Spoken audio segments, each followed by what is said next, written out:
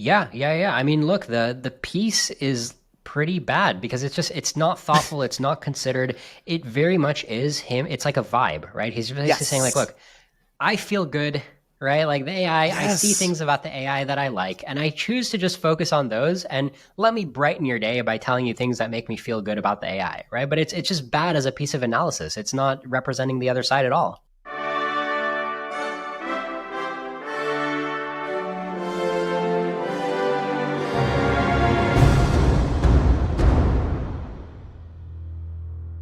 Welcome to For Humanity, an AI Risk podcast, episode number 41. David Brooks, Dead Wrong on AI. I'm John Sherman, your host. Thank you so much for joining me. For Humanity is the AI Risk podcast for the general public. No tech background required. This show is solely about the threat of human extinction from artificial intelligence.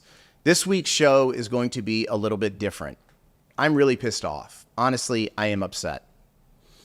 I've had a rough week. More on that at the end of the show, but that is not why I'm upset. The esteemed David Brooks of the New York Times wrote a piece on July 31st entitled, "Many People Fear AI, They Shouldn't." 7 people that I love sent me the link to his article. Did you see this, John? My college buddy wrote. Is he too optimistic? My mom texted me, newly hopeful. They all know about this podcast, but most of them don't watch it because the end of all tomorrows is just a very, very hard thing for people to think about and talk about. I get that. And so I'm giving those people that I love the space and time to see our brutal reality for what it is. But David Brooks's piece let them all off the hook. He told them everything is going to be okay. I have never read a more irresponsible piece of journalism on AI in my life. So for our show this week, tech CEO and AI risk reduction leader, Liron Shapiro, who hosts the Doom Debates podcast, and I will go through David Brooks's article line by line, wading through his dangerous, uninformed, arrogant, reckless word soup. But before we do that, I'd like to read a personal letter I've written for David Brooks. I really hope that he watches this show. You can send it to him directly to his email at dabrooks@nytimes.com. Please do that, all of you. Dear David, I sent you an email asking to come on this show. Please consider it an open invitation. I'm John Sherman. For the past 41 weeks with no break, I have come into my office to shoot this podcast on the weekend, and then the work on it continues all week. I don't take breaks because the experts say there is no time. I am doing this for my kids. I have 18-year-old twins, a boy and a girl. I understand you have a son and he is older. But I'm sure your parental instinct never dims. David, you need to know. Your son is in grave danger from AI. I mean this quite literally. Parental instinct is why I'm spending half of my waking hours working to raise public awareness about the existential dangers that AI poses to humans. And David, I need to tell you, you kind of broke my heart. In a few short hours, with a flurry of keystrokes, you have done more to bring the world closer to AI doom than all I have ever done to push it the other way combined. You have so much power. How could you do this? My merry band of now 5,500 plus YouTube subscribers grows every week. I get emails from dads and moms all over the world. Every week. They hear the experts. They see the threat. But you're the journalist. And not just any journalist. People value David Brooks's words and ideas greatly. You have the rare ability to profoundly influence the public debate. So how can you be so far off from reality? David, your view of AI is a radical, fringe view. Polling shows 80% of the public clearly sees the dangers and risks you are so blind to. And yet you make no mention of the basics of AI risk in your piece on why AI is not a risk. Here are the basics of AI risk in 4 bullets. It is not hard to grasp or to write. 1, the frontier labs openly admit their technology can end all life on Earth. 2, they openly admit they cannot control their technology. 3, they openly admit they do not understand how their technology works. And 4, they spend all their time and money making it stronger, not safer. You didn't mention any of this on your piece on why there is no reason to fear AI. Which leaves me wondering who and what are your sources? I've never worked for the New York Times, but I did pick up this Peabody Award at the age of 29 for investigative journalism. I got it for environmental investigative reporting, but you see, I'm not a scientist, so I always needed experts in my stories. You are not an AI researcher or a computer scientist, and yet your piece quotes exactly 0 AI risk experts. How is that possible? Who are you talking to gain this extreme, fringe perspective on AI risk? Are you aware that thousands of leading academic and corporate leaders signed a 22-word statement in May 2023 that reads, "Mitigating the risk of extinction from AI should be a global priority alongside societal scale risks such as pandemics and nuclear war"? All the big AI CEOs signed it. Sam Altman, Demis Hassabis, Dario Amodei. Have you ever heard of Professor Stuart Russell of Cal Berkeley or Max Tegmark of MIT? They all signed that statement saying that AI has an extinction risk alongside nuclear war and pandemics, but their view is more dire than even that.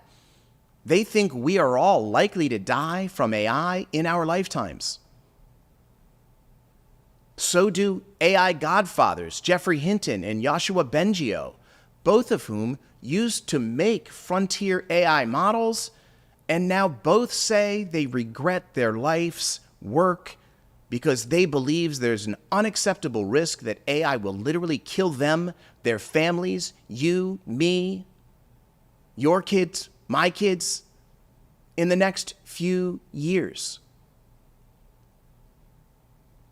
What could you possibly know, David Brooks, about AI that Geoffrey Hinton does not?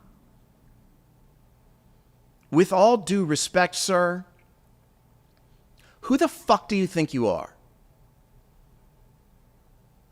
How dare you, with absolutely nothing to back it up, tell millions of your readers that AI is nothing to fear? Elon Musk gives AI a 30% chance of ending all life on Earth. Paul Christiano, the head of the U.S. AI Safety Institute, gives AI a 50% chance of ending all life on Earth. How the hell did you get to 0%? Did you not think it worth including that OpenAI CEO Sam Altman openly admits in his own exact words AI could mean, quote, lights out for all of us? Many people fear AI. They shouldn't. Your headline reads, David, you need to stop writing dangerous bullshit about AI and start learning about AI risk right now. I have a great respect for the New York Times and for much of your past work in particular. Fortunately for you and for humanity, your seat of power affords you the chance to right this wrong. For my kids and your son, please watch the following interview. We're going to review every word you wrote and offer some informative commentary. Then please fix what you did. Tell the world you were wrong about AI. Do it for our kids. Sincerely, John Sherman, Baltimore, Maryland.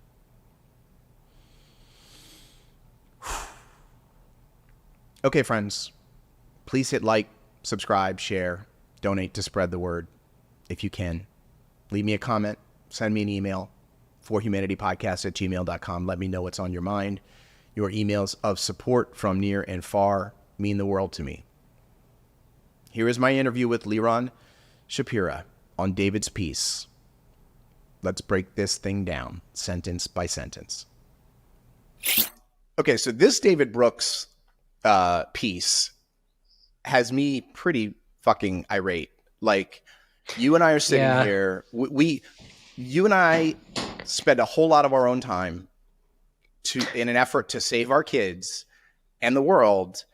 And in 5 minutes, David Brooks told millions of people, we're nuts. Everything we're doing is bullshit. Everything's okay. And there are millions of people that will say the New York Times and David Brooks said there's nothing to fear. So they will dismiss the most important issue in human history altogether for a long time now. I mean, it's just one article, right? I mean, we're also getting a lot of articles saying that there is something to fear, right? Like Ezra Klein, I think, has some good coverage. So why are you so concerned about one article? I got this thing sent to me by like 7 people. Everyone in my life knows what I'm doing. No one is watching this fucking show. Nobody in my personal life watches the podcast. But there's this desire for the easy it's okay button, and he just put like a it's okay button the size of a state out there for everyone to touch and push, and like it's just so discouraging, like corrosive, like you know, you and I, like I've spent 10 months to get 5,500 subscribers one by one, you know, coming in here on my weekends, spending all my time doing this shit. And it's just like with one dude at his laptop, he's you know, he's done more damage than I ever could do the wrong way. And it pisses me off to high hell. Yeah, no, I agree. I mean, you know, having a platform is a nice advantage. One data point, though, is that I guess, you know, people sent it to you. It struck a nerve with the people you know, but nobody sent it to me, and I didn't see it on social media either. So I literally just heard about it from you. So I think maybe some perspective is that, like, maybe it is just part of the constant drip of articles on both sides. I mean, at the same time as that happened, we also saw Yoshua Bengio and Jeff Hinton teamed up. I forgot the details, but they teamed up to support SB 1047 and say that it's kind of the minimum we need, right? So I do think you're seeing stuff happening on both sides.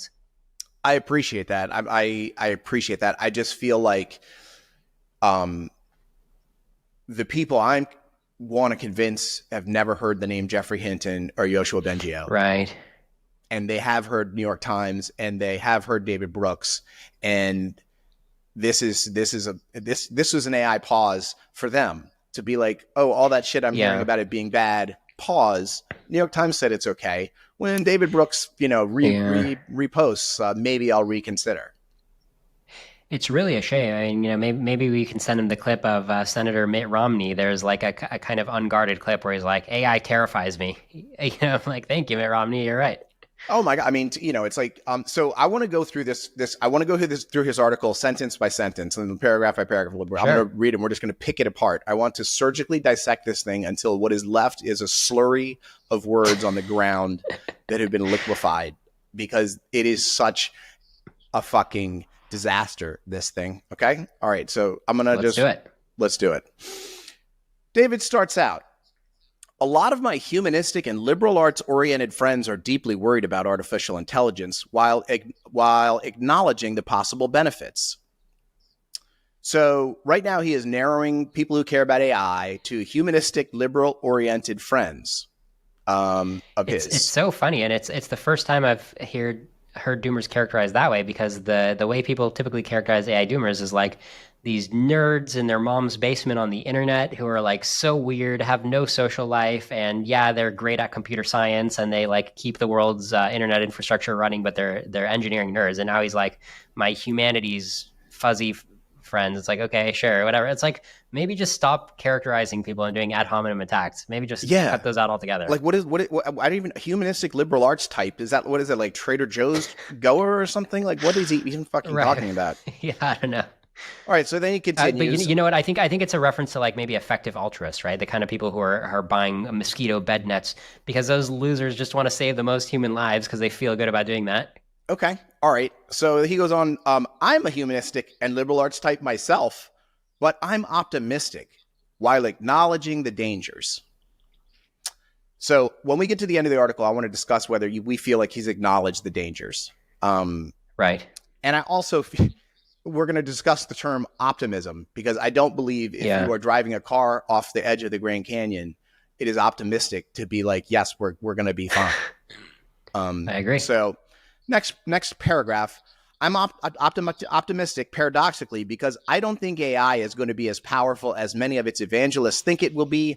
I don't think AI is ever going to be able to replace us. Ultimately, it will simply be a useful tool. In fact, I think instead of replacing us, AI will complement us. In fact, it may make us free to be more human. Yeah, it's a nice thought, and I think it's even accurate for like the next couple years, right? I mean, I actually tend to, if you ask me, hey, Liron, how do you think the trajectory is going to go before AI becomes super intelligent and uncontrollable? You can draw a distinction between AI and AGI. So I've been trying to use AGI as the scary word. Like I'm pro AI, I'm anti AGI. In the times when we only have AI, not AGI, I think AI is great. I hope we get more AI because it's super convenient. It's helping automate tasks. Sure, it might put some graphic designers out of business, but it might make other graphic designers more productive, and it might find other creative tasks for the ones who went out of business. Like, I'm totally fine with that, right? Like, I'm not that worried about like the normal tech progression of AI before AGI. So if that's how David Brooks is imagining it, just AI and not AGI, then fine. Then I get where he's coming from. And I agree with all that. I think that, this world he's talking about is a possible outcome where humans are better and have more time in this thing. But I also feel like this is totally disingenuous, this paragraph, because he's talking about all of us having more free time and he's not really dealing with the job loss issue. Like Sure. the Yeah. way we all have more free time is because everyone's fucking unemployed. Right. And I do think that the end game would be everybody unemployed just because the AI is better than humans at every skill. I do think that's the end game, but at that point we're on the AGI side of things. And when we're on the AGI side of things, I just have the more pressing concern of that the world is a big fireball. So at that point, you see what I'm saying? So there's never really a scenario where I see unemployment as the thing to get freaked out about. No, totally. But I feel like if you're making this case that like it's so great and don't be afraid, like you might be permanently unemployed in the next few years, is not something that we should like not mention. Yeah, and I mean, I do think you have a good point, right? Because even though I'm telling you how I factor the world, where I'm either worried about doom or I'm optimistic about the next few years, but I think it's totally reasonable for people who currently work in, let's say, customer service or any job where you kind of see the knife coming, right? And just to be like, well, this sucks. Like, where am I going to get money before the world ends or before AI gives us all universal and basic income? I think that's a very valid question because I personally know real people who lost their job and got replaced by AI. So I agree that it's insensitive of David Brooks to not at least be like, hey, there's some level of a problem here. Yeah. All right. He goes on. We're getting good here. Many fears about AI are based on an underestimation of the human mind. David loves humans. David thinks he's very special. David thinks he's a special man. I mean, yeah, you got to be careful not to underestimate the human mind. You got to be careful not to overestimate the human mind, right? And you also got to be careful not to underestimate the space of possible minds, right? This is a point that I come back to a lot, which is that like the universe is a very hackable place. It's a very engineerable place. And we as humans, we're pretty good engineers, but it's possible to be a much better than human engineer. I feel like that's the part in David Brooks's mental model which is missing. I don't think that he realizes that engineering is a spectrum that goes way above John von Neumann and Werner von Braun and Peter Beck of Rocket Lab and Elon Musk. Like engineering goes way higher than even those humans, right? There's a very, very high limit to how much you could be a good engineer. Yeah, not for David. He goes on. Some people seem to believe that the mind is like a computer. It's all just information processing, algorithms all the way down. So of course machines are going to eventually overtake us. This is an impoverished view of who humans are. This is an impoverished view of who humans are. Yeah, oh geez. I mean, yeah, he's really derailing here, unfortunately, because like if you look at most jobs, most white collar jobs, most jobs that you can perform at a desk or perform remotely, all your boss is paying you for is information processing. I'm sorry. Yeah, yeah. He says the Canadian scholar expressed a much more accurate view of the human mind last year in the journal Liberties. Quote, what we do is not processing, it is not computation, it is not data analysis, it is distinctively, incorrigibly human activity that is a complex combination of conscious and unconscious, rational, intuitive, logical, and emotional reflection. I mean, how does your boss know that the work you're getting paid for was conscious or reflective? Like it just needs, typically your job just has criteria that you have to meet, and we have evidence that AI is capable of learning and meeting those criteria. So if you tell me, hey, you can hire the conscious human worker for $50 an hour, or you can hire the unconscious AI and you can't even tell which is which based on their output, and the AI costs 10 cents, as an employer, I'm just going to hire the AI, right? So the conscious, it's a distinction without a pay difference. Totally. And consciousness itself is such a, unknown science as it is, right? To say that humans are conscious, but this other thing certainly won't be, that doesn't really hold a lot of water for me. All right, David goes on. And just as an observation, right? If you have an essay contest or a poetry writing contest, if you just take a human who's not very bright and who's not great at writing poetry, and then you take GPT-4 and you're like, okay, I want you to write a poem that's like reflective and deep and tell me what it's like to ponder nature. It's like, ironically, GPT-4 is going to give you a better, more convincing poem about pondering nature than the guy who's not very bright and doesn't write a lot of poems. So if there's a task to put a poem somewhere, who's going to get paid, right? Who's going to have that job? Yep. David goes on, the brain is its own universe. Sometimes I hear tech people saying they are building machines that think like people. Then I report this ambition to neuroscientists, and their response is, that would be a neat trick because we don't know how people think.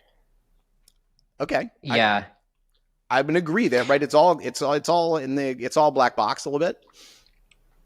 We don't know how people think, but we know what outputs we want to pay them for, and we know how we want to interact with them, right? And the AI is a drop-in replacement for where we need humans, right? So that's, at the end of the day, that's all that matters. When you talk about the human brain being a black box, it's an excellent point, and it ties closely to the reason why AI is going to get uncontrollable, because we never understood intelligence. All we understood was like, hey, look, there's a button I can push that can get me more intelligence, even though I don't understand intelligence. And it's going to self-assemble like a black box. And I'm going to push that button. It's like, wait, what the heck? Like that's right. So that's when I think about the human brain being a black box, I think about uncontrollability. But I don't think about like, that's why we can't build AIs to replace humans. Like we still can. We still have a button that can build something to beat something we don't understand.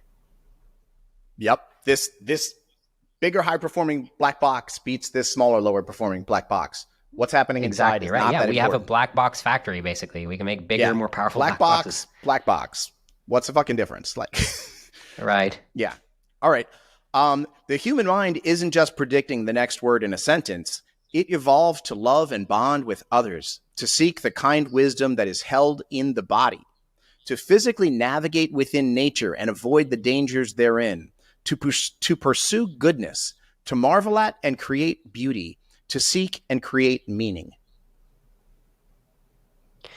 Yeah, I mean, that's like a nice poetic description of humanity, right? Like it's and it's, I think it evokes like that these are things that we like, these are things that I'd like to preserve, and it's all great, but it's kind of wishful thinking, because it's not connected to like, why will that help us survive? It's right. It's like, I like it, but it's not as powerful as the AIs we're building. Yeah.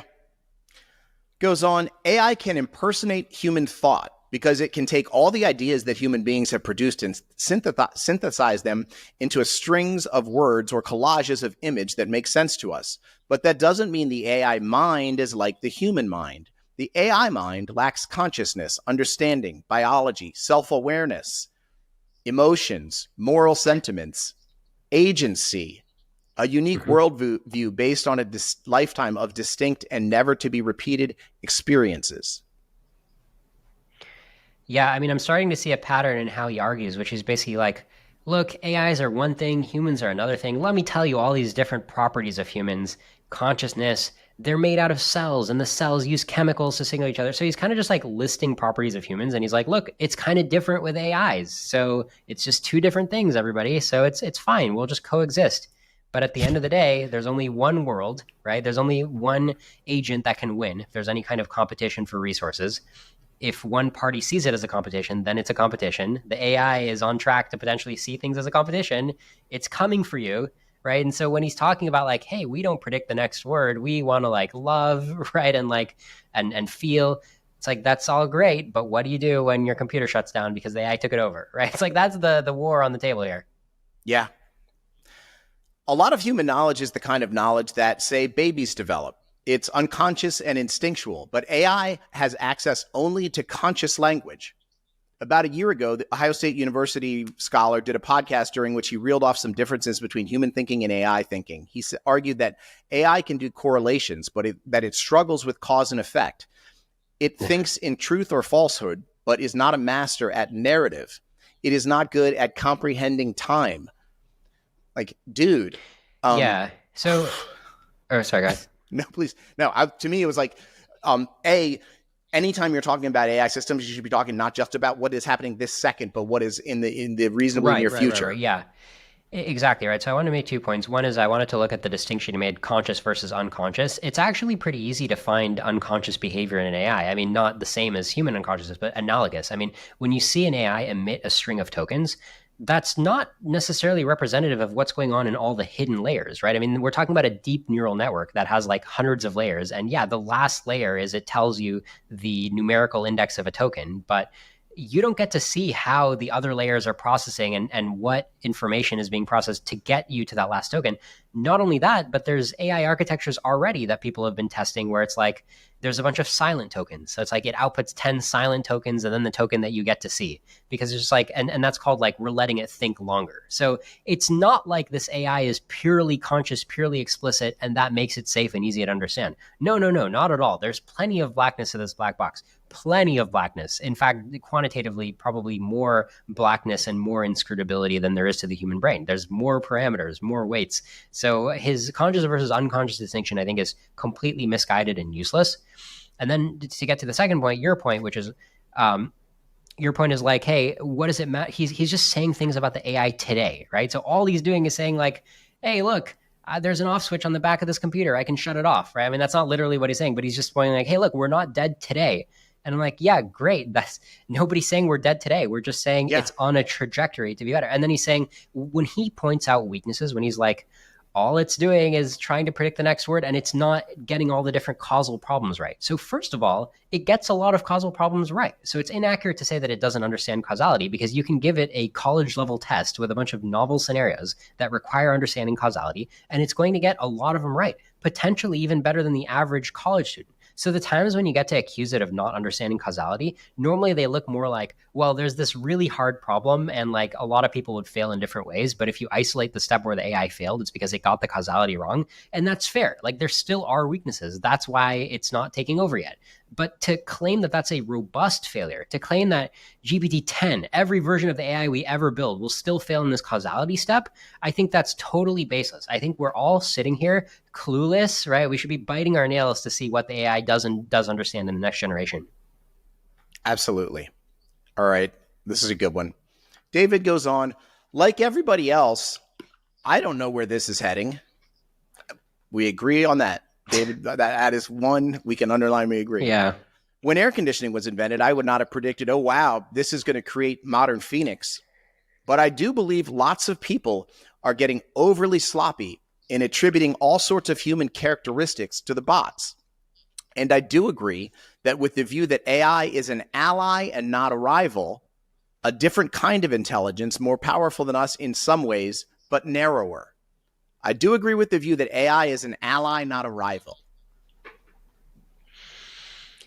I mean, the air conditioning example, I just want to point out that like the logic is incredibly simple. So the logic would just be like, hey, in the ideal of an air conditioner, it's you flick a switch and you get to control the temperature.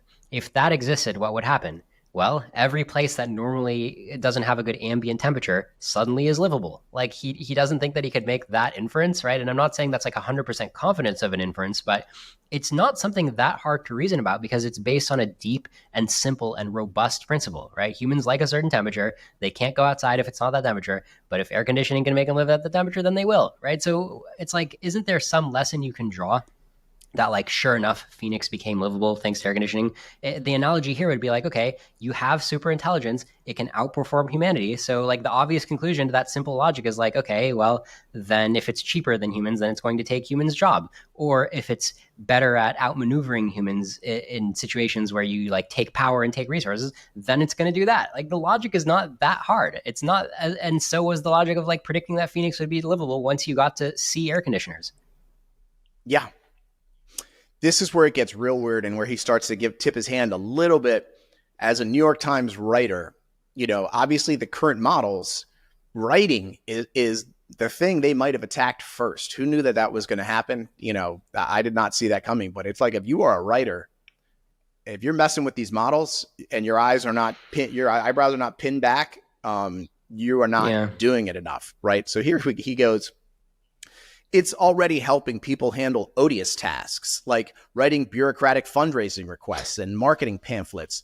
First of all, there's a shit ton of people that are employed writing marketing pamphlets. I know many of them. Like, he may consider it an odious task that is, easily thrown away. I don't know that's the case for everyone, but that's fine. Marketing pamphlets or utilitarian emails to people they don't really care about. It's probably going to be a fantastic tutor that will transform education and help humans all around the world learn more. I don't disagree with that. It might make expertise nearly free. So people in underserved communities will have access to medical, legal, and other sorts of advice. It will help all of us make more informed decisions. Yeah, I mean, look, it's if you're on the AI side of the AI AGI divide, like I think that's a pretty good optimistic summary of like how AI is making life better. I mean, I'm a pretty big GPT user myself, and I love asking it questions about domains that I know very little about, because my favorite thing about using GPT is that I can ask it a question that I feel like is like a pretty unique question. Like it may never have gotten that exact question before, but it's like how I'm thinking about it. Like, oh, really? Like this thing, I've got this skin issue and I do this treatment. Like, why don't people give this kind of treatment? And I can I made up that question on the spot, but it can like answer in a way that's like very personalized to my question. And sometimes it'll give me a compliment like, oh, you're right. That is a good point. And people say this and this. And I'm like, oh, wow, that's like such a great synthesis of the information. So like, I agree with David Brooks that it's going to have all these advantages. In the particular scenario he painted where it's bringing medicine to everybody, it's like, are you sure the doctors aren't going to suffer, right? Like it does seem like a lot of what doctors are doing is getting replaced, and that does seem like an unemployment risk. But at the end of the day, like, yeah, there's a lot of good things and it's probably a net good. Agreed. But to gloss over free expertise, we're going to go from a world where we educate our kids for 22 years to give them some sort of expertise in something. We go through great, actual financial sacrifice to make this all happen. And then on the other side of it, that expertise is just going to be universally free everywhere. It's like the water in the spigot. It's just everywhere. And you're writing for the New York Times and you're not going to consider the downwind effects of that is madness to me. Yeah. I mean, look, the piece is pretty bad because it's not thoughtful. It's not considered. It very much is him. It's like a vibe, right? He's really just saying like, look, I feel good, right? Like the AI, I see things about the AI that I like, and I choose to just focus on those, and let me brighten your day by telling you things that make me feel good about the AI, right? But it's just bad as a piece of analysis. It's not representing the other side at all. Absolutely. And nowhere in the entire thing does he say, here's someone who is concerned about risk who I talk to and hear their thoughts. Not at all. So he goes on, it may be good for us liberal arts grads. Peter Thiel recently told the podcaster Tyler Cowen that he believed AI would be worse for math people than it would be for word people because the technology was getting a lot better at solving math problems than verbal exercises.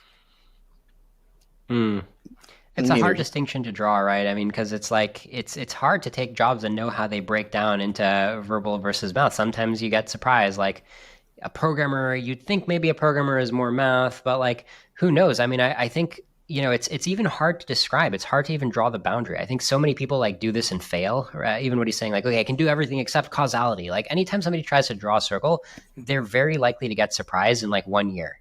Yeah, absolutely. Absolutely. Um, it may also make the world more equal. In coding and other realms, studies so far show that AI improves the performance of less accomplished people more than it does the more accomplished people. If you're an immigrant trying to write in a new language, AI takes your abilities to up to average. It will probably make us vastly more productive and wealthier. A 2023 study by Harvard Business School professors in coordination with a Boston consulting group found that consultants who worked with AI produced 40% higher quality work results on 18 different work tasks. Yeah, I think the key distinction there would be like, are you missing some secondary skill that you can now patch in thanks to AI? If so, you're benefiting. I think the perfect example is like an immigrant who's like a really talented contractor doing a job, but then when they write an email, they sound terrible because English is their second language, and now they can sound quite professional. That's like the ultimate case because they're patching in English writing, which is like a secondary skill of their job. On the other hand, if the AI is somehow doing the contract job, right, then it's patching in for the person who hired you. It's patching in you, right? So it's the question is just which side are you on in terms of your own skill and how you create value. Yeah. All right. He's bringing it home. Of course, bad people will use AI to do harm, but most people are pretty decent and will use AI to learn more, innovate faster, and produce advances like medical breakthroughs. But AI's ultimate accomplishment will be to remind us who we are by revealing what it can't do. It will compel us to double down on all the activities that make us distinctly human, taking care of each other, being a good teammate, reading deeply, exploring daringly, growing spiritually, and finding kindred spirits and having a good time. Yeah, I mean it's kind of a scary position to be in where you have to find out who you are by seeing how what each generation of AI still leaves behind. So it's like, we used to think that we were like workhorses, right, who had to like use our bodies to move around heavy things, and now we know we can use machinery to move heavy things. So now we know that we're not like workhorses anymore. So we learned that as technology progressed.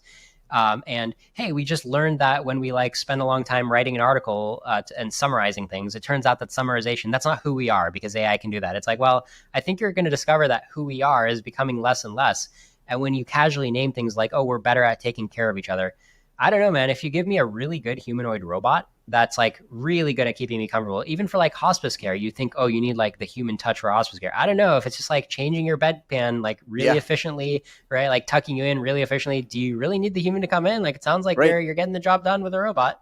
And the robot never sleeps, never's in a bad mood, comes in the middle of the night, Right. works Exactly. 24 So hours a I day. think you're gonna find that the window is narrowing, and at the end of the day, it's like, okay, who I am, I'm like a brain in a vat that can like feel an emotion, right? Like you might get reduced to very little, and then even then, it's like, okay, well, I've programmed the AI to feel a stronger emotion than you feel. So now what? Yeah. Yeah. All right. So he wraps it up here with a Keats quote. Quote, I am certain of nothing but of the holiness of the heart's affections and the truth of imagination. End quote. Keats observed, amid the flux of AI, we can still be certain of that. End scene for David. I mean, yeah, like affection is real, emotions are real, love is real. I mean, the only problem is just that like it doesn't mean that you get to control the future or have any leverage over what's happening and how you get disempowered, right? So what we'd like to do is we'd like to coexist with an AI and not accidentally be wiped out.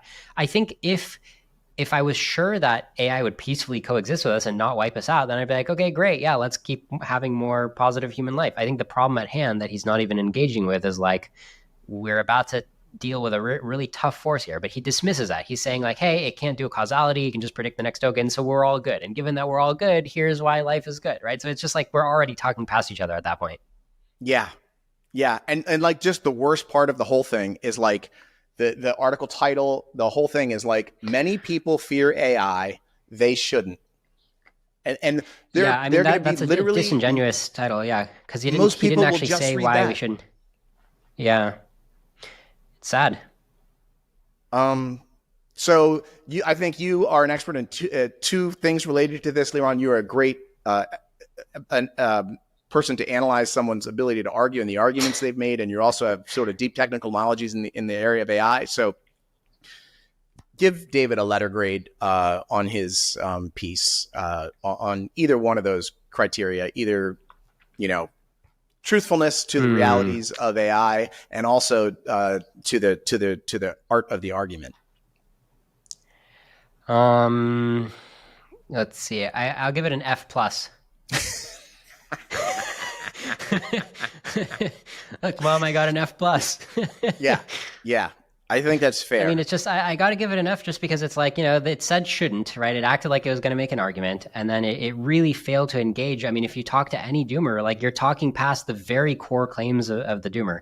And I mean, the reason for the plus is just because, like, he touched on some things of like, hey, like the positive effects he described, especially before we get to AGI, then he's got a point, right? So he's saying some things that I think are reasonable, but the reason I can't even give him a D is because I just think in terms of the standards of an argument, if you want the referee to say that you're eligible to participate in discourse, I don't think that he met minimum requirements to be like, here's an actual argument, rather than like, here's some vibes where I'm just like closing my eyes and ignoring the other side. I feel like it's more of the latter. Absolutely. The biggest gaping hole in the Swiss cheese word salad David served up the New York Times readers is this. He acts like the AI we have right now is where it stops. He seems to be unaware that the daily advances of AI have surprised everyone, including its creators. He seems to be unaware that today's AI is a toddler, and teenage AI might well wreck a lot more than the family car. David, you didn't even mention artificial general intelligence at all. Respectfully, sir, what the actual fuck? You wrote a whole article about AI risk with no mention of risk or even the letters AGI. So, friends, I need a favor. Let's make sure this video gets in front of David Brooks. Share it, post it, email David your concerns directly. His email is dabrooks@nytimes.com. Okay. Enough with David Brooks. I've had a hell of a week. I want to share it with you. So I've talked to you about my favorite dog I have ever had, my baby Dolly. She is half Golden Retriever, half Bernese Mountain Dog. She lives in my house with her mom. She was born in my son's bedroom 2 years ago, a little less than 2 years ago. So she was throwing up her food. So I took her to the vet. Long story short, they did an x-ray, and she had a diaphragmatic hernia in her chest that had been growing her whole life, and it pushed all of her major organs from where they should be in her body forward in her chest cavity, and all of her major organs were out of place. Her intestines, which should be in her stomach, were in her throat, and they were pressing on her trachea, causing her to not be able to eat food and throw it back up. This video here is the night before surgery. I spent a night with her thinking that it was our last night, very likely, and maybe she was just a flash of light on the water, a butterfly passing through our lives. She had major high-risk surgery. They moved all her organs back to where they belong, and it worked perfectly. I'm so thrilled to report that. She's doing incredibly well. She's strong. She wants to run wild, but she has 4 weeks of severe motion restrictions, so wish me luck with that. Here's why I'm telling you this. 2 years ago, I would have fallen apart and cried and just fallen apart when the doctor shocked me with that diagnosis. But AI risk has made me mentally tougher. A lot. As long as humans still have a chance, today was a good day. Even if some other really bad things happen. And you can get there with me. I know you can. Smile, humans. Smile. No matter what. We are here and we are alive. Okay. So for those new to this show, the year is 2024.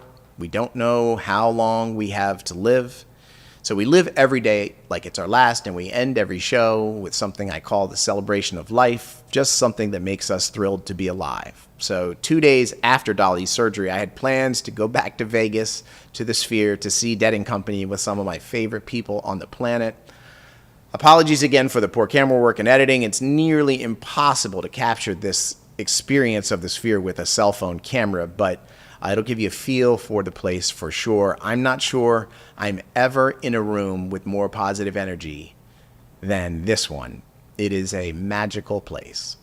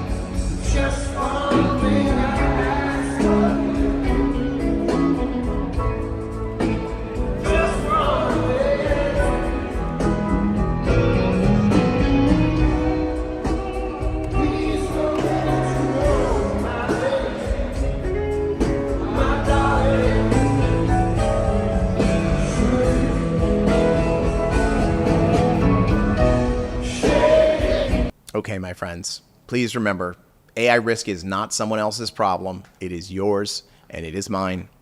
Quoting Margaret Mead, never doubt that a small group of thoughtful, committed citizens can change the world. Indeed, it is the only thing that ever has. For humanity, I'm John Sherman. I will see you right back here next week.